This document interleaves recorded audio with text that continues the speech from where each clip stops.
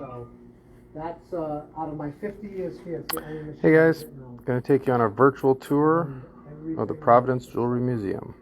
And those machines were built in Providence. This is the new setup. It's a series of jump rings. And they're going to have a permanent place, but it's probably going to be a little while. So I figure you guys probably want to see this before you don't get a chance. Most people aren't going to get a chance to see this.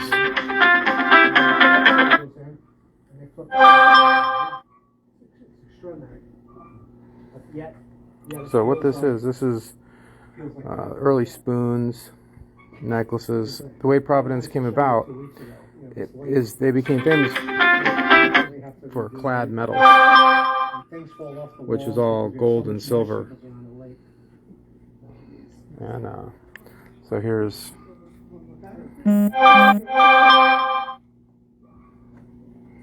all the chains. All this stuff was made in Providence. Yeah. So I'll just take you through. So you guys probably remember this. We have the hub. We got the original hub. So the original plaster model that was made by Joe Ferragamo. And you guys have made a ton of earrings out of that. So we have a bunch of his pieces here as well. And here's some more of the original hubs and dies. Let's go over here. So this is all early men's jewelry that was made here in Providence. And you guys can read a lot of the things, so I'm moving slowly. Buttons and collar hooks were really the main thing. Let's go over here. This is an amazing collection. Peter has all the tooling for this. These are... So here's... You guys can read this.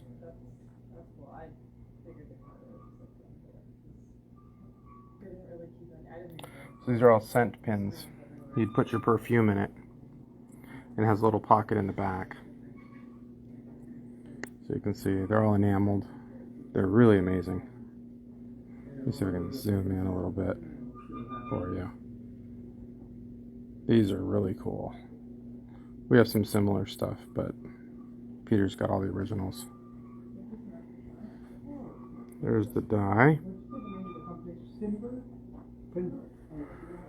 So this is all rolled metals. So Vincent has a majority of these designs now that he offers out to you guys. They were originally offered in gold.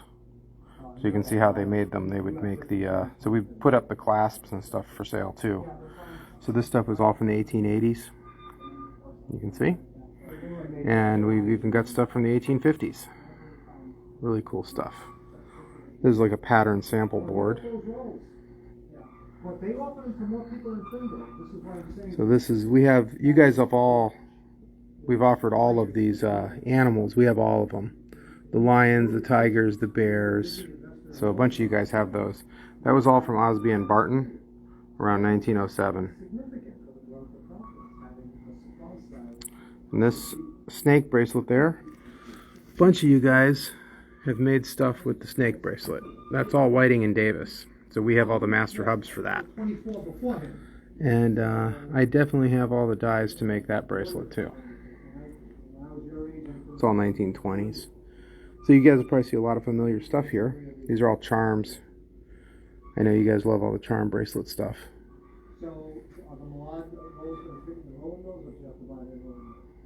This is P.A. Linton. So we've got a lot of that stuff too. So this is pretty funny. So see the Native American style bracelets right there? Yeah, that was all made in Providence off of dies. And then you get into the more modern stuff. A lot of your costume jewelry. This was all made here. There's the snake again. They revived it for the 70s. Whiting and Davis did. And this is all, a lot of the stuff, all this stuff was produced here in Providence. All these different designs. Yeah, Nancy, this is all made from clad metals, which is really cool. So it's 18 karat on the outside, silver on the inside. She just passed away.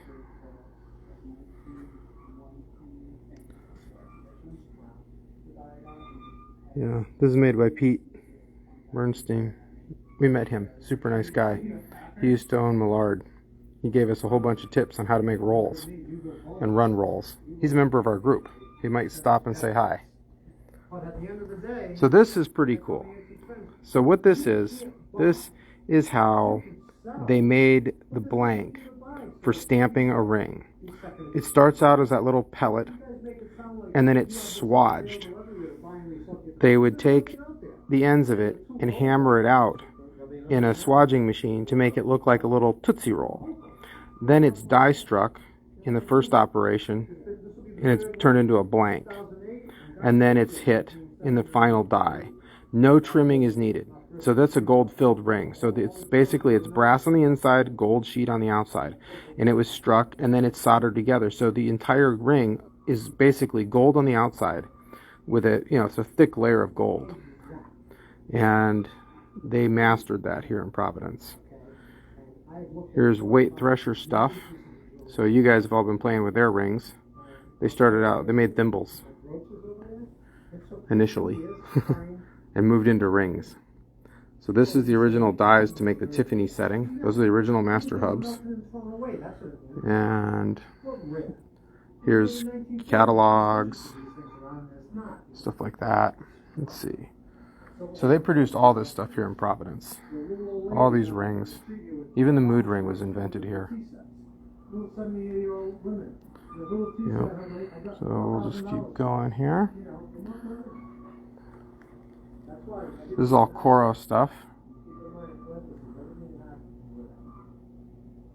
There's Gilda Corio.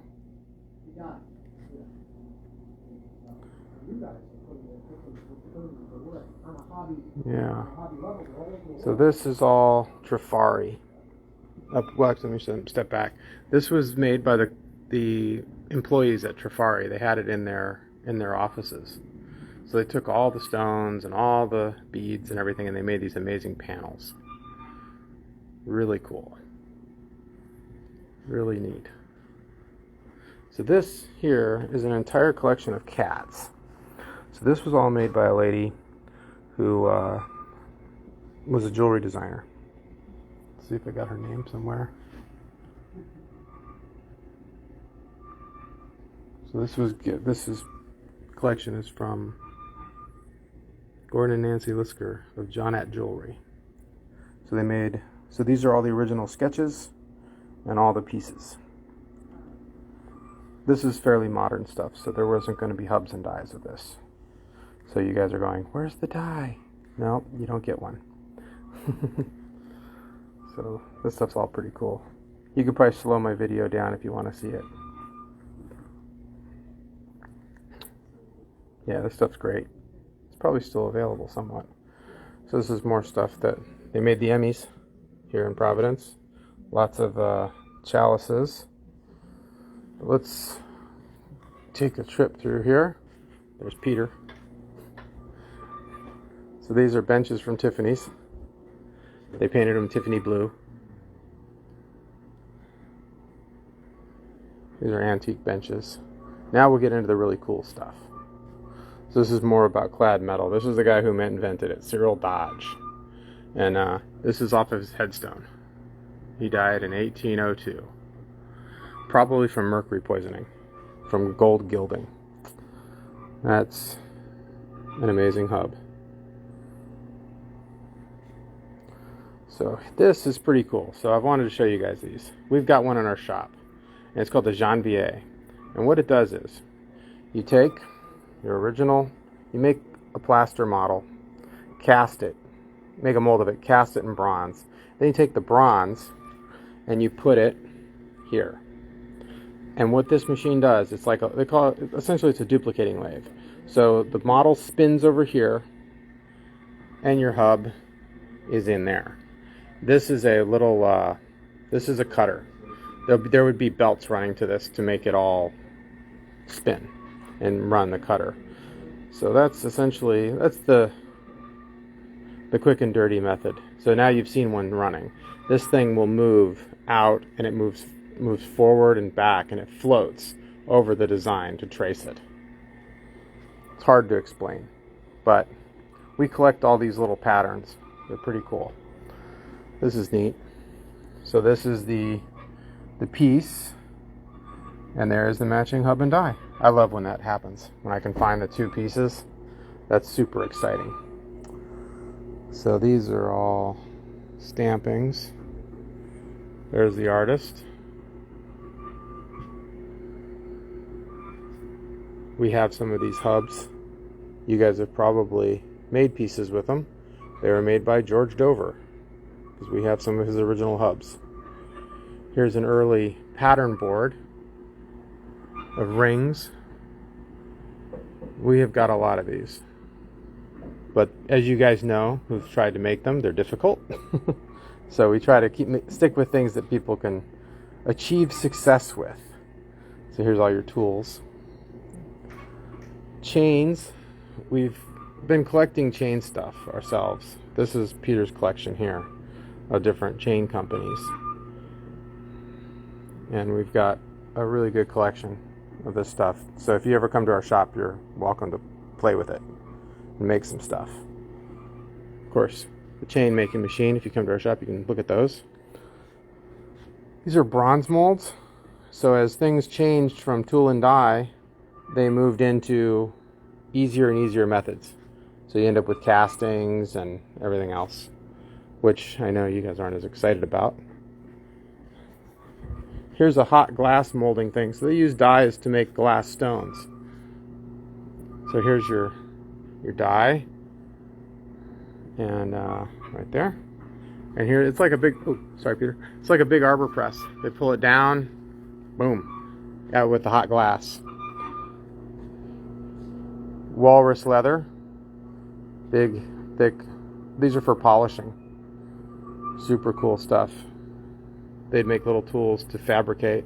So you have little bending jigs. That's what this is. This is a bending jig. You'd form your gold around it. So if you guys ever get a chance, and here we go. This is hand chased. Sorry. That's hand chased. It's an umbrella top. And then here's the handle. That's amazing. So that's all repoussé. And here's things on early electroplating, lasers. Let's go over here. This is the whole wall of different companies that were in Rhode Island. Yeah. There's very few left. Very few. They're getting a new building here, so we'll be doing some fundraising to help them get the new building. Of course, we've got the, you see Vincent running these all the time. He's running the same one, a Blundell from the 1800s. Screw presses, see how they're all in a row? And you'd set up to do different operations. Here's another early Rose engine. So you can see this follows a pattern. We're going to be putting together something to an affordable version so that we can all play with pretty patterns. And I know you guys all love this stuff. This is my favorite stuff. This is why we came out here.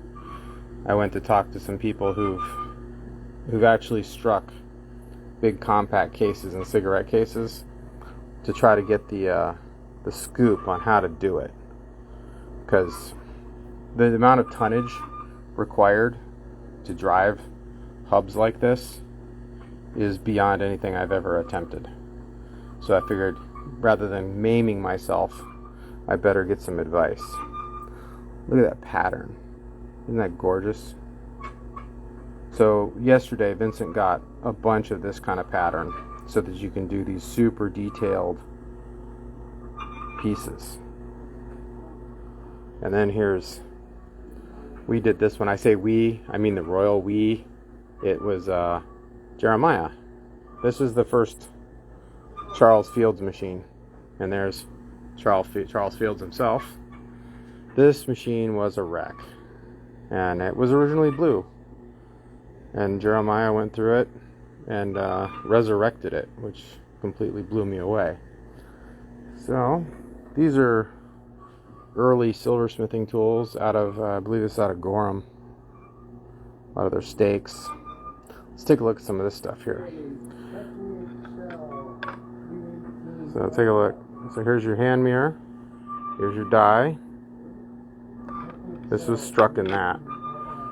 Comb, brush. This is all from Gorham. Peter managed to save all this stuff from the dumpster. Look at this hub. Those are amazing. So this makes a pin cushion.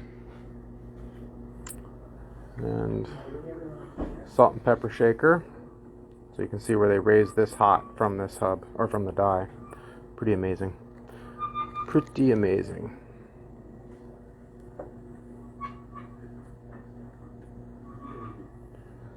Yeah. And well, that's sort of the nickel tour, guys. Oh yeah, here, this is all engine turned silver from Gorham. 1860s. Pretty amazing. These are all your sand cast ornaments for the details. See the sides of that, the ram's head on the side of that bowl? Here's the master patterns that made those. So that's pretty cool. Amazing that they still have it. All you anvil guys are gonna love this. Look at this. It's a big stump anvil. That is beautiful. As Peter says, he loves that more than his wife, so we can't have it. So I guess that's it, guys. And we'll thank you, Peter. Have somebody take a picture of you in here so when you have our fundraiser, they'll know that you were here. Okay. Here, come on over here, Peter. So this is Peter Cristofaro. He's the one who runs all this and created everything and saved all the stuff so that you guys can enjoy it. So thank you. Thank you. Are you all done? Yeah.